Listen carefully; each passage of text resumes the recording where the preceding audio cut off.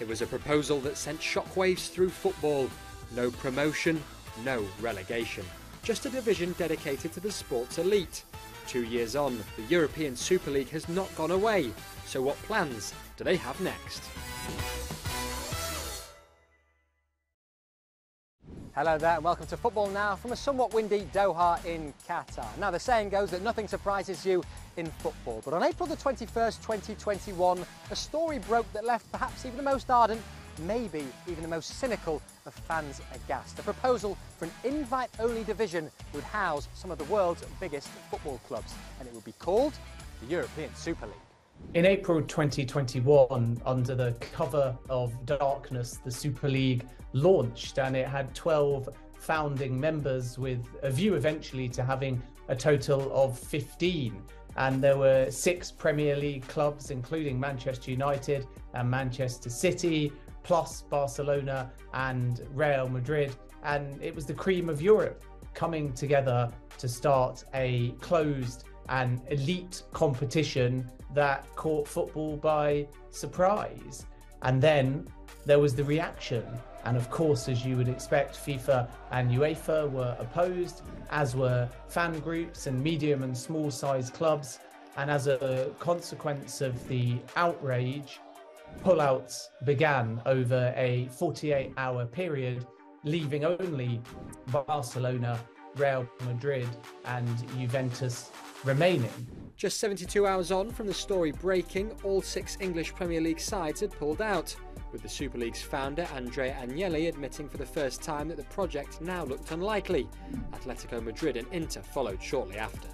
So just why were these proposals made in the first place? Well, the obvious answer would of course be money, but the rationale goes a little bit deeper than that, with many commentators citing the dominance of the Premier League as the key reason. So then why has England's top tier become so popular, and just how big is the gap really between them and the rest of Europe's elite? They feel like a European Super League will level the playing field, and without it they're never going to be able to catch up to the Premier League, and over time therefore their position and their brand will be weakened.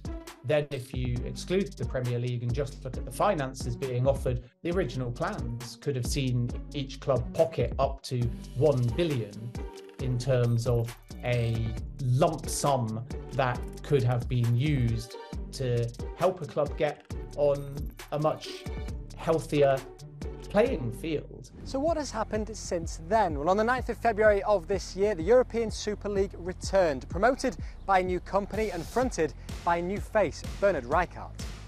European football deserves an honest and open dialogue about its future, free from threats of sanctions or exclusion from competition. A22's plans now suggest that other clubs can qualify on merit. Those sides can continue to play domestically. A guaranteed 14 European matches a season would, according to them, mean more revenue. Women's football and grassroots would be developed too. European club match days should not be increased in a bid to maintain player health.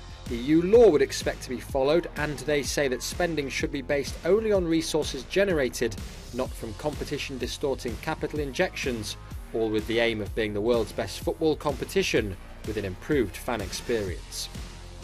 It is true that some of the suggestions are a shift from the original plan, most notably the fact that it is no longer a closed shop, but for many in the game, the damage has already been done. I think the Super League is a zombie league in the sense that it's not quite dead. It's staggering on, looking for new things to get its teeth into, but it doesn't actually feel fully alive and a real threat at this moment. The reason for that is that the English clubs, who remember in the original format were supposed to have 6 teams more than anyone else, are not interested anymore. The German clubs, for political reasons, have never been part of it. The French clubs and certainly PSG have not been part of it. And so there's no structure to it. There's no income model connected to it. There's no credible TV partner that's available. So all the vagaries that were there in the beginning, plus the fallout, make this proposition impossible at the moment.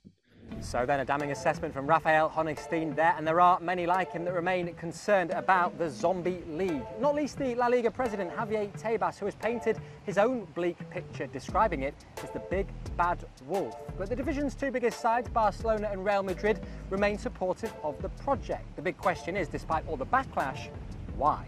I think that the main reason that both clubs are still holding on to this Super League project is purely the economic ones, because those teams are going to be receiving way more money with the Super League than with the Champions League or La Liga. They are still confronting UEFA because they feel mistreated by them.